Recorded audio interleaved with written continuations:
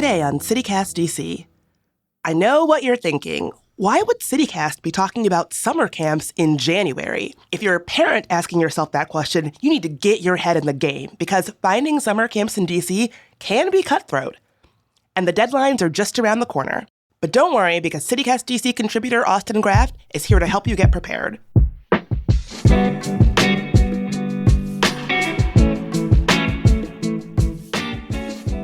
Today's Tuesday, January 20th. I'm Bridget Todd, and here's what DC is talking about.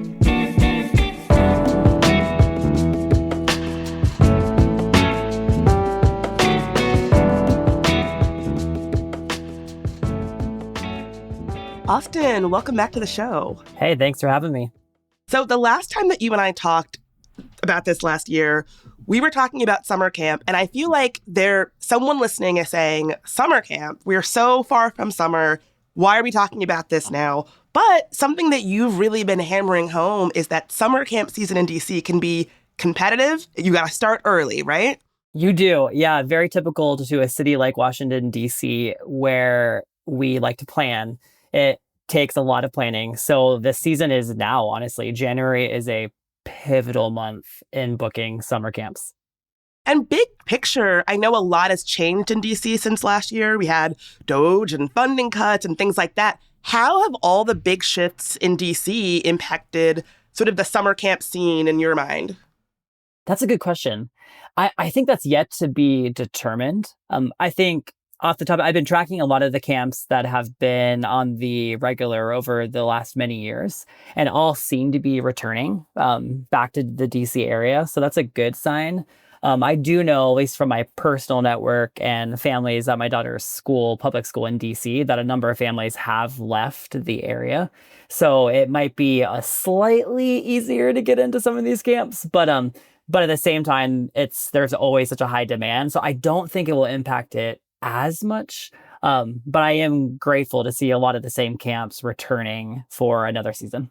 I think there are fewer people, but I think it's kind of like a drop in the bucket. I think it will still be as competitive as it was last summer, Hunger Games style. Yes, let's get into those Hunger Games. How do you even get started looking? What does the process look like for your family?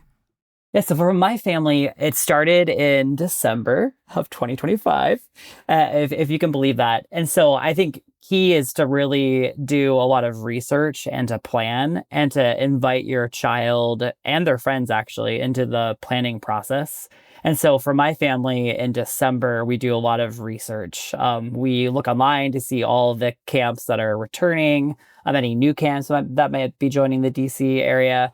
And then we talk to my daughter about which camps might interest her. And then we also talk to her friends' parents as well to see what camps that they're deciding, because that's really key because camps, it can get very expensive. But if you're going to stay in the DC area for the summer, oftentimes the further the camp is away from the city of DC, the prices go down a little bit. But then that makes for a long commute, right? But a lot of these camps have buses that come into the city to pick up kids. Often that's an additional charge. And so if you do it with friends, we'll kind of share the carpool responsibility, where if we do it with like a group of 5 friends, for example, each family takes one day to do drop off and pick up if the camp is further away.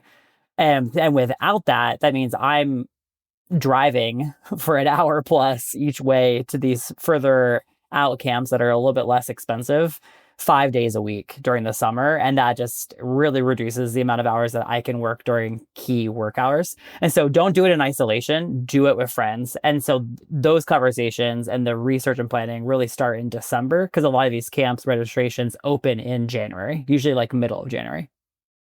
Wow. So, I'm really getting a sense for how much planning and how complex some of these planning decisions can be. It really sounds like you're setting up for like a very complicated friends trip or something, like coordinate with friends, coordinate with rides. Oh, it's totally true. Honestly, just a few nights ago, I was with one of my daughter's best friends' family who are great. And we were literally looking at our summer, like any known quantity in the summer, including like doctor's appointments and things like that, just so we can try to coordinate weeks. And sometimes it works out and sometimes it doesn't, where like we have different vacation schedules, for example. So in that case, her friend is taking a week off in July, but we're not doing that until August. And so that's where we had to be like, okay, they'll just miss each other for that week.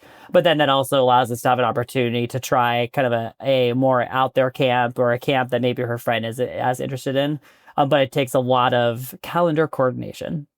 Are there resources or websites that you use to help you with the research for these camps?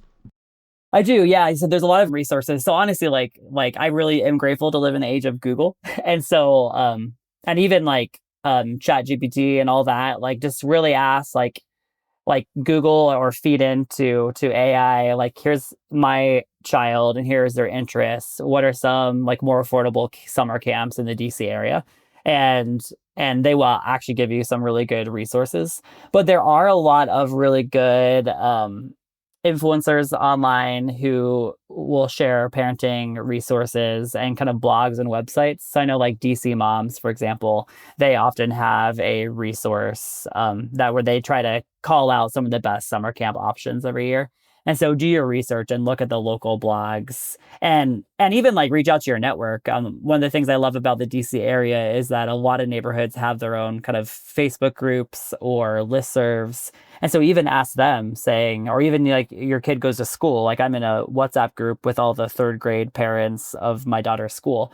And usually a few parents will ask like, hey, what camps are out there? What camps do your kids like? And so just really ask those questions. And there are a lot of resources within the network near you, but also online through DC Moms and other websites like that.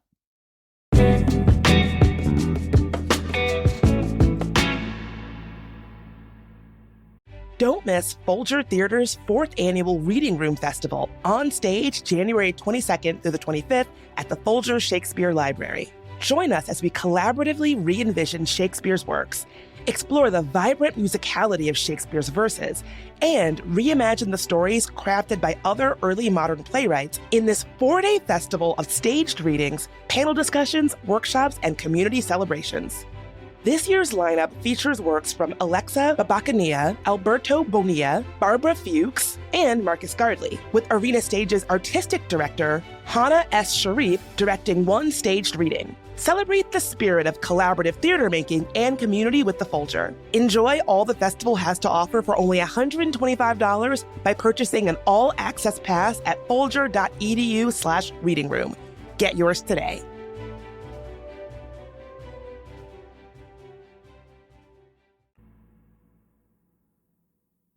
So you said that you should be sort of doing some internal planning in December. A lot of the camp applications begin in mid-January. When is the last possible or the latest possible time that one could be getting those applications in?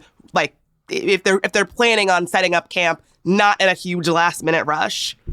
Yeah, good question. I would advise if you want a more stress-free experience, I would say to try to have it figured out by March is the latest that my family kind of thinks through that.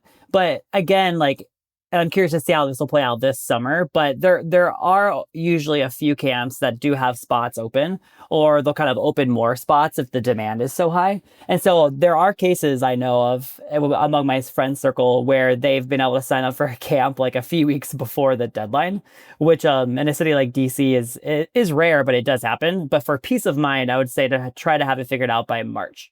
And when do most camps run? Like when do they start? When can the kids expect to start going? Yeah, so it really depends on where you live. So DC, a lot of the DC based camps kind of mimic the DC public school schedule. And so usually it's like the last week of June through the third week of August. But I know Maryland and Virginia schools are on a different schedule. And so if you do a camp outside of the city of DC, those can start as early as like late May to early June and go until like the very last week of August. You know, earlier you were thinking about your planned vacation schedule and your, folks in your community, their planned vacation schedule. How should families be putting whatever vacation plans they might have for summer in conversation with camp plans? Like, should you be planning vacation around camp or camp around the vacation? Yeah, I think because there's such a large amount of camp options, I think you can really have it either way. And so my family, we've done both, to be honest. So this year we are kind of setting our kind of vacation. We usually go abroad for at least the entire month of August, if not longer. And so that's kind of set. And then we're just filling in the camps around that. But then other years there's been some camps that my daughter has really wanted to go to that happened in August. And so we'll make sure we plan to be in DC for that. But then also something that we've been trying is because camps can get so expensive in the DC area, that we have on occasion actually gone to different states and different cities and even different countries for summer camp because they're often more affordable, even when you take into account flights and hotel and groceries when you're there and eating out and all those things.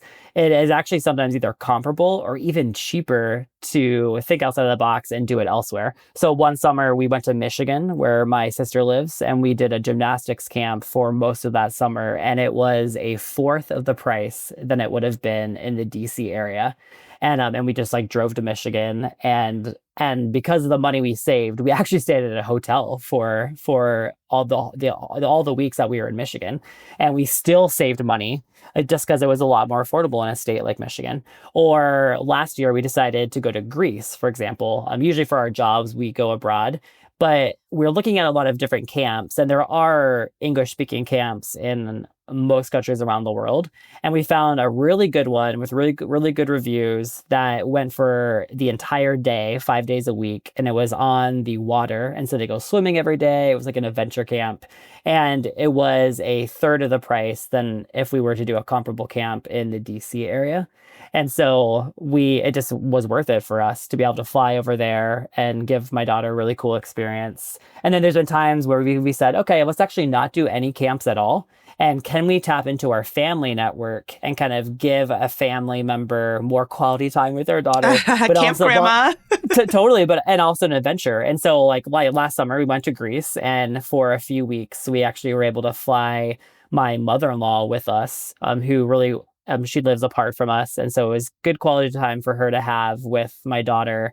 And we saved so much money, even taking into account the fact that we paid for her hotel, we paid for her flights, we paid for a lot of her groceries. It was still cheaper. We still saved money because she was able to be camp grandma, just because it can get so expensive in DC. Oh my God. Well, I'm almost afraid to ask, given that a whole family trip to Greece might actually save you money comparatively, how much do these camps in DC tend to run you? So honestly, it's kind of a wide scale. And so I've seen it as cheap as $500 a week in the DC area. And usually like the $500 camps are a little bit further out of the city. And it can get as expensive as I've seen one that is over $3,000 for a week of camp, but it was For a week? For a week. But that's more the exception. So what I try to usually budget is, given transportation costs, everything, try to budget $1,000 per kid for a week of summer camp in the DC area is kind of a happy medium. But there are ways to make it cheaper and more affordable, and there's ways to make it more expensive. But what I do appreciate, the city does have some options that make it affordable for people at all different kind of income backgrounds. And so, for example, like DC DPR has so many camp options, and not just fitness and sports related. They have a lot of other options, and it's very affordable for all people. But how that works, that even requires planning, because when they do open up, it's based on a lottery system based on first come, first served. And so you really have to make sure that you are registered with DC DPR in advance. Don't do it like the moment they open, because that's going to waste so many minutes, precious minutes. And what we've found is actually log on like minutes before, like maybe like even like 15, 20 minutes before it opens. And then just kind of keep on hitting refresh, because again, it's based on first come, first served, but also lottery. And if you can get into that, those camps actually, from my friend's experience, are phenomenally run. And they are much more affordable, making it more equitable, which is great. And there's similar programs like that throughout the area. So don't be too frightened by that average kind of camp cost. There's ways to make it more affordable.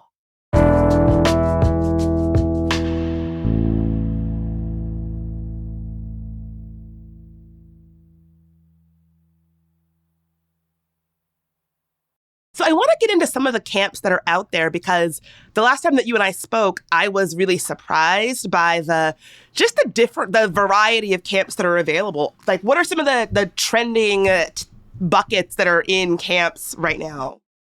Honestly, there's really something for everyone, I think, which I really appreciate, and which is why it requires so much planning. Because like my daughter, we like presented all the different options, and then we gave her like a week to kind of think about it because she just needs that. And then she was able to come back saying, actually, I like this camp, that camp, this camp. And there really is something for everyone. So for her personality, she's most excited about spy camp.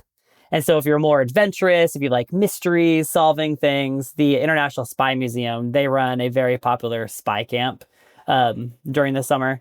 And so that's an option. There's theater camp. A lot of the local theaters will run programs. I know like the Gala Hispanic Theater, Arena Stage, others in the past have run summer camps for theater kids. They even have like Georgetown University runs a model United Nations summer camp for middle schoolers and high schoolers, which is kind of fun. Very DC. DC Way has a lot of sports related things. My daughter's into rock climbing. And so we often do at least a few weeks at DC Bouldering Project in Eckington, but also Sport Rock out in Alexandria has the tallest climbing wall on the East Coast. And they have a summer camp that is both rock climbing focused, but also STEM focused too. So you kind of get that learning as well. The lab school, for example, a lot of different schools have different programs. If you want to have your kid kind of continue learning so they retain the knowledge that they learn. So the lab school offers a lot of different kind of school-based programs throughout the summer that kind of feel like camp, but you also learn things. Last year, my daughter loved, it's a company based in New York, but it's called Camp Half-Blood. And they run summer camps across the United States now. And it's based on the Percy Jackson series. And so essentially every day they went to Rock Creek Park and they kind of made up their own mystical world where they're trying to like chase down different characters and they met different like folklore in the forest trying to solve mysteries and crack codes. And they got like all dressed up and things like that. And my daughter, she's very imaginative, and that was the perfect camp for her. She absolutely loved it. Another one that we actually recently went to is through a nonprofit called More Learning. And it's based in Spring Valley in Northwest, but they run both day off camps during the year and then summer camps every week in the summer. And my daughter and her friend loved it because it was a mix of kind of creative arts and crafts, but also games. And it was just kind of a smaller group of kids, intentionally so. And so it was more like focused care. And the price tag on that is actually a lot more affordable. I think it was just over $500 per week of summer camp, which in this area for kind of a high caliber summer camp, that's a steal. That's a really good price. So there really is an option for every type of kid. And do think outside the box, like go and see if any nonprofits run summer camps, any school runs summer camps, any club or organization you're part of might run camps. The Smithsonian's run camps. Like just kind of go to their websites and do a deep dive and think outside the box. Even like aftercare centers that are housed in churches have summer camps. Like Polite Piggies, for example. There are so many options. Yeah, you really would be surprised. I remember reading a news article about how Chick-fil-A was running a summer camp. Yeah, it's true. It's true. Yep, very much so. And like my daughter is now in the 3rd grade, so she'll be a rising 4th grader, which is wild. Time does fly fast. But a lot of her friends are actually starting to do overnight camps as well. And that's where knowing your own child really well comes into play, because not every kid is going to be like ready for that at that age, but some are. And so some of her peers at her school do overnight camp. And as they get older, they do it for longer periods of time. And so kind of think outside the box too, like what state would you want your summer camp to be? So her friend actually at her school, they go to upstate New York for a summer camp, and they actually plan their summer schedule around that. So they like vacation near the camp in upstate New York. And that's an overnight camp. And so also do your research around those type of camps too. And I think part of that research is really knowing your kid and yourself, because I can imagine a week away from parents can be scary and hard, both for the child and for the grown-up. So really just like being honest with yourself and knowing yourself and your kid and what you're ready for and what your kid's ready for is probably part of that process. Oh, 100%. And that does take into play as well. Like I'm a boarding school student. So I left home when I was 14 years old and went to a boarding school in Germany. And even that experience, it's not for every kid. And so same with overnight summer camps. And then same with like your family background. Like it takes a lot of trust to send your child overnight for a week or more, essentially in the hands of people you don't know. And so everyone has their own trauma in their upbringing. So make sure you take all of that into account. And then also the personality of your kid. I personally would not send my daughter if she didn't feel comfortable. And knowing her, it's something that we don't think is for us, but other families, it completely is. And that's the right choice for them. Yeah, because otherwise you could be making the drive to like West Virginia to drop your kid off, only to turn around and do it again when they're like, come and get me. I hate it. I don't want to stay here. Exactly. Yep. Very much so. What are some other things that parents might forget to think about when they're researching summer camp options? Honestly, the biggest thing I think is quality of life. And so again, this is why I think it takes some planning and forethought. We will often kind of try to slow down and kind of think of like, what do we want our summer to feel like?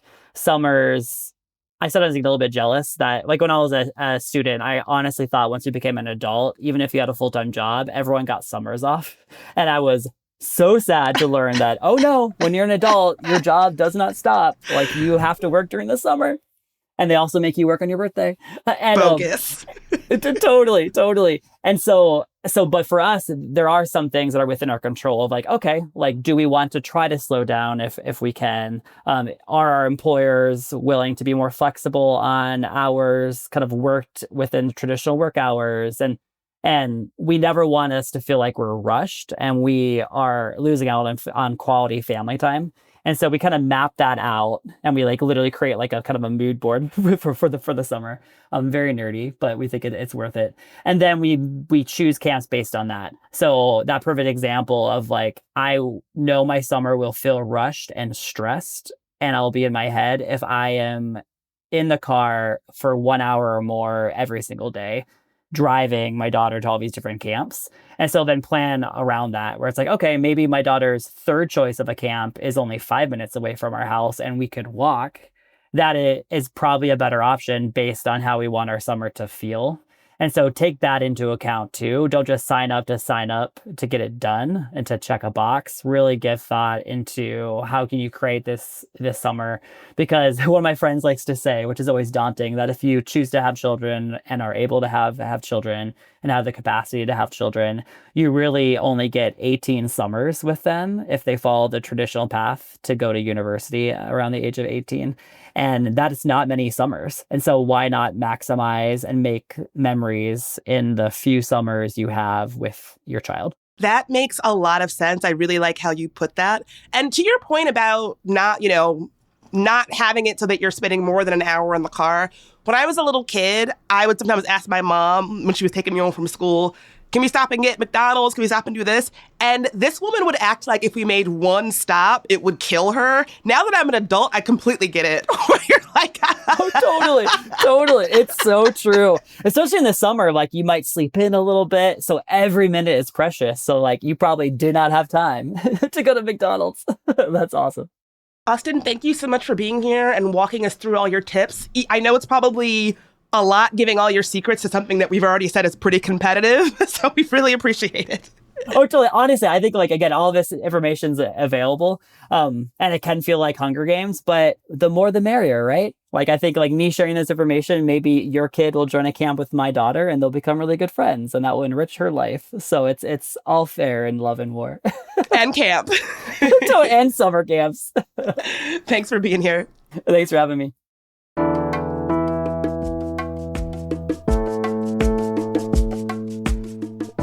That's all for today here on CityCast GC. If you enjoyed the show, why not tell a friend, rate the show, leave us a review, and subscribe to our morning newsletter. And if you find value in shows like this one, join the party by becoming a CityCast GC neighbor. You can do that at membership.citycast.fm. We'll be back tomorrow morning with even more news from around the city. Talk to you soon.